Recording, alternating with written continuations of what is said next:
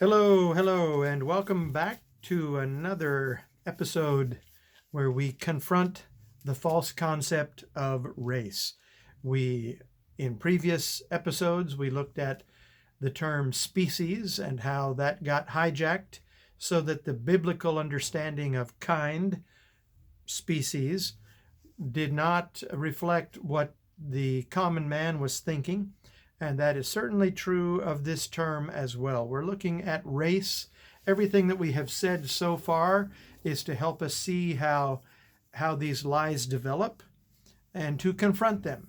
And so we are looking at this term race now. We're starting to dig in to that. Some words for you to consider. This is a description of me. All right?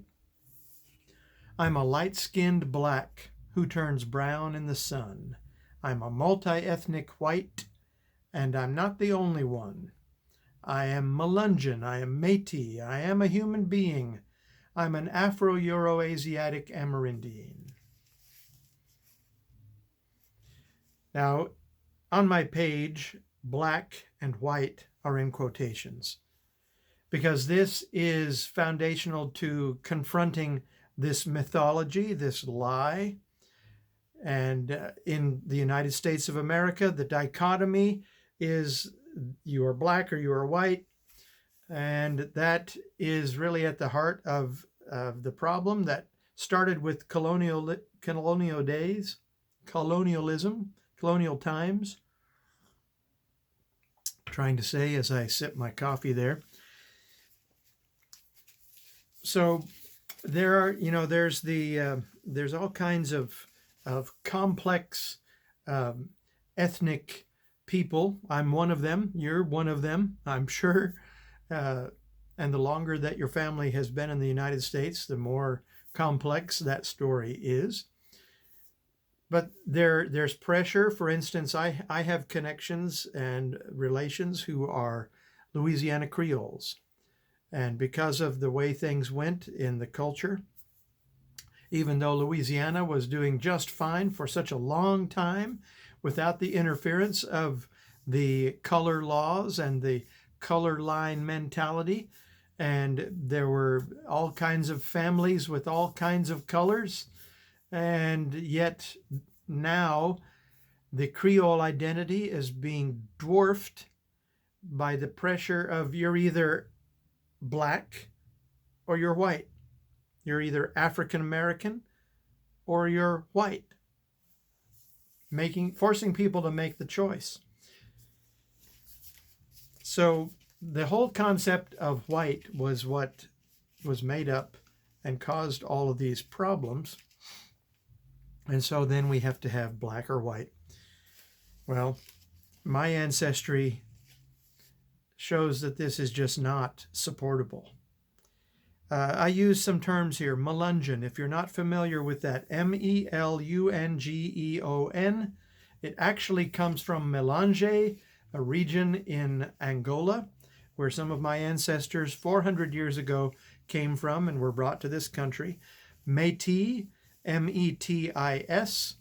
It is a term that was used to describe the European, mostly French, European and Native American, mostly Abenaki and Mi'kmaq, that came together and forged a culture together starting in Nova Scotia.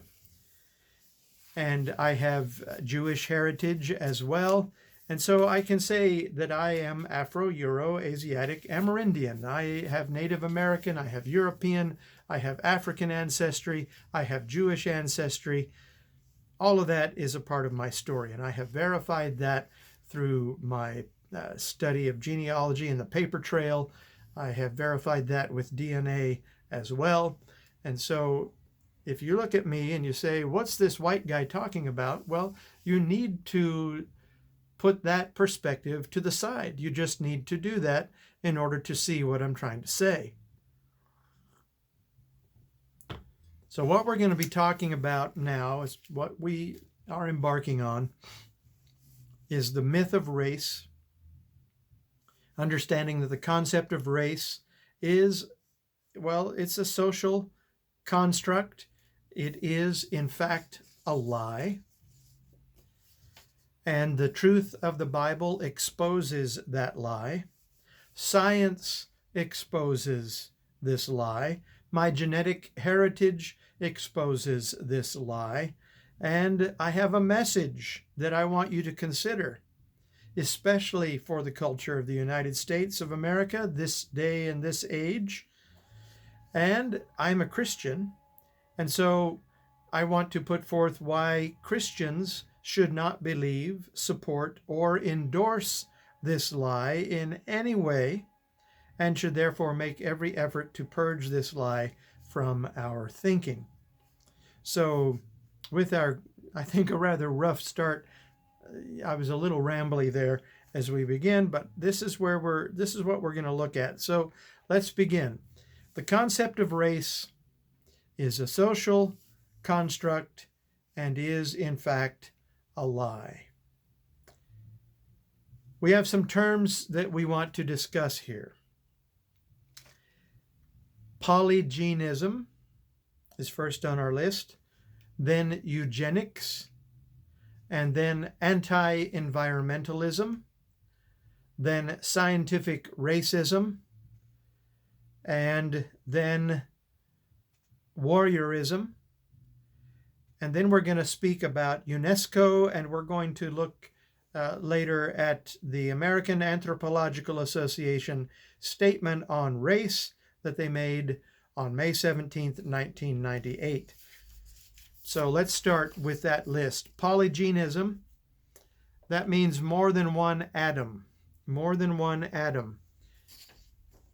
This is the idea that there was a superior atom that came to be, and an inferior one. And of course, the men who constructed this idea were white Europeans, and of course, in their thinking, the superior atom was the white atom.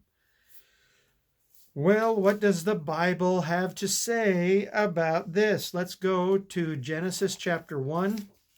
This is where we were when we were talking about kind in terms of the animal kingdom and in terms of the plant kingdom. But let's look at Genesis 1, 26 and 27. Then God said, "Let us make man in our image." So if we're going to say kinds here, well, there's one kind. It's mankind.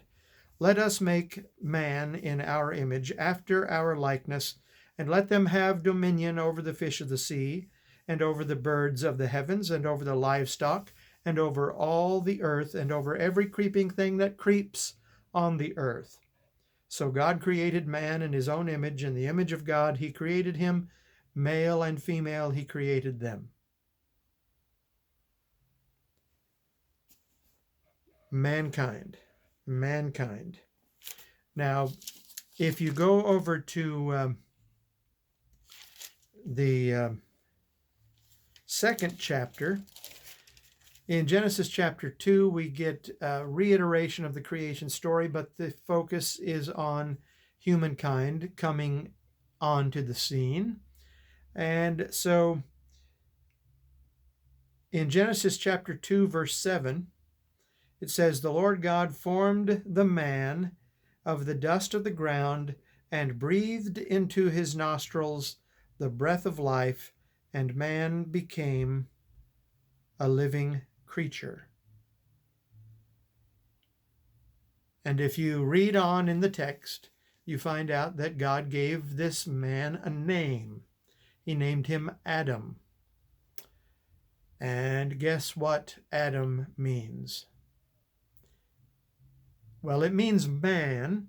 It just means man, but it also implies the idea of red. A variation on it that comes up later is Edom. One of the descendants of Adam is Edom, who his name at birth was Esau, but because he sold his birthright to his brother for a pot of red lentil stew, he gets the nickname Edom after the red lentil stew.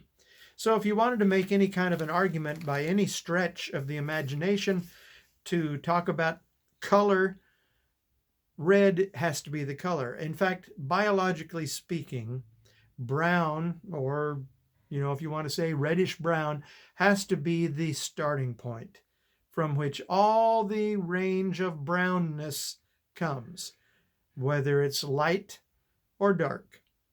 We all start with brown. There's no getting around that, biologically speaking. And then let's look at Acts chapter 17, which we have looked at as well. But let's look at Acts chapter 17, verse 26,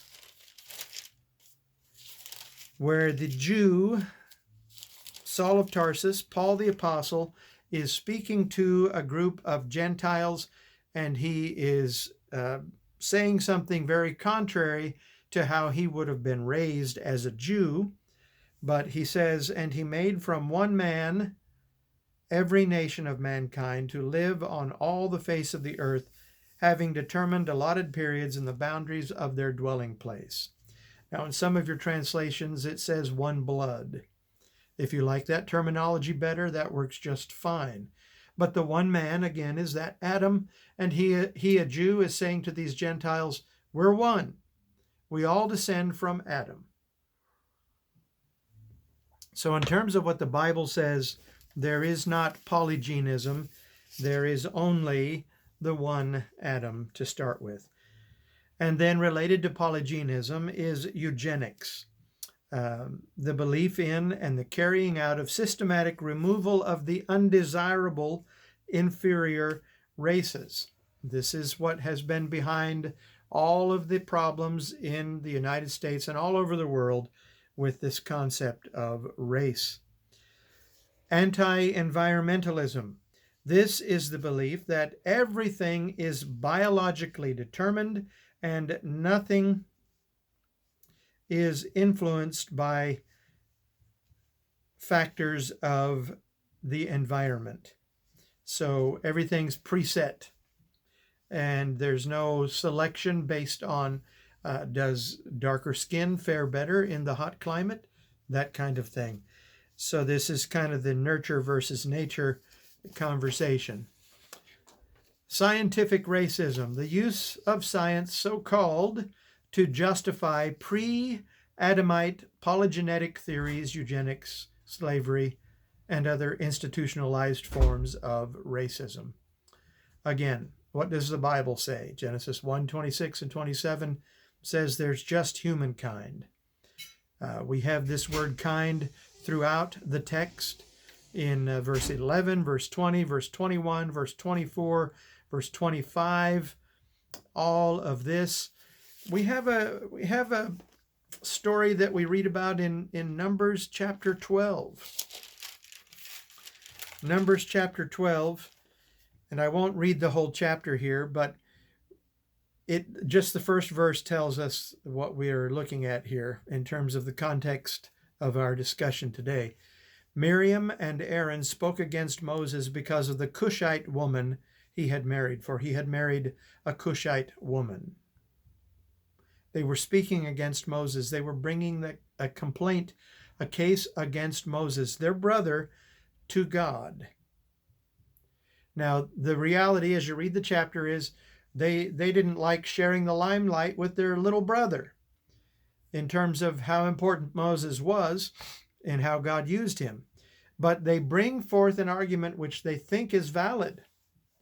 And it's this Cushite woman that Moses is married to.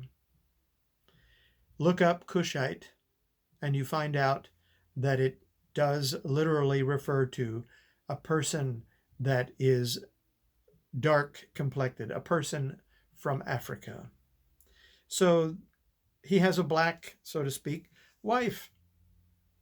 Now, she was from that culture, and they thought they could make a case for that, but they soon find out they have no case at all. And God says, "Why are you not afraid to speak against Moses, who is faithful in all my house?" So if ever there was an opportunity for God to say, you know what, folks, you're right about this. Black people and white people should not marry each other. If ever there was a time for God to say that, there was the time. He did not say that. He just flat out did not say that. Acts 17:26, as we looked at, Paul says we're one blood. In the genealogies, going back there to Genesis and along about chapter 10, along in there, if we look at chapter 10 of Genesis and you look at verse 4, verse 20, verse 31, I'll read those. Just see what you notice here. It's a summation of all of the descendants of the three sons of Noah, because everything starts again after the flood with the three sons of Noah. And so in verse 4, where you get this is the summation statement of the descendants of Japheth. Verse 5 is what I really want. From these the coastal peoples spread in their lands, each with his own language, by their clans in their nations. And then starts the descendants of Ham, and in verse 20, these are the sons of Ham by their clans, their languages, their lands, and their nations. And then Shem, finally, and then the final summation statement representing Shem and all the rest. These are the clans of the sons of Noah in their nations, and from these the nations spread abroad on the earth after the flood. The verse just prior to that, in verse 31, these are the sons of Shem by their clans, their languages, their lands, and their nations. So, clans or tribes, families would be another way of saying that, languages, lands, where they lived, nations that formed from them. What's missing in the description of all the human beings that spread over all the face of the earth, that descended from the three sons of Noah when the population began again after the flood? What's missing in that description? Color is what is missing. In fact, you cannot find God in His Word using color to make distinctions between ethnicities. It just isn't there.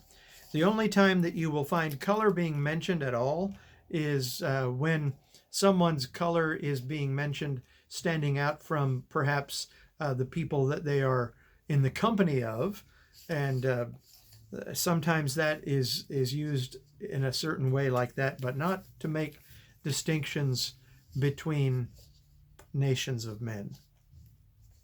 So not in a biological way at all. All right. Warriorism is on our list.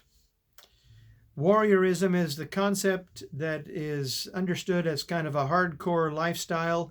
Warriorism is about fitness, not just some particular type of fitness, but rather a solid all-around fitness, including mental fitness, physical fitness, strength, endurance, and stamina, and being applied here as a fixed, heritable, and genetic feature. Adolf Hitler. Say no more. Finally, UNESCO, United Nations Educational, Scientific, and Cultural Organization. Official statements were issued by this council in 1950 and 1952, respectively. Now think about what was going on, especially in the United States in the 50s, that all human beings belong to the same species, that race is a myth rather than a biological reality, and that the term should be replaced by ethnic group, that there are no connections between mental and physical characteristics among humans, and that different ethnic groups do not differ in innate mental capacity, that intelligence test results are greatly affected by environment, and that there is no evidence that mixture between ethnic groups is in any way deleterious. That was the official UNESCO, that is United Nations Educational, Scientific, and Cultural Organization statement the statements that were made in 1950 and in 1952. All right, and we're going to leave it at that for today. And thank you very much. Stay tuned for more as we pursue and confront this false concept of race. Thank you. Bye for now.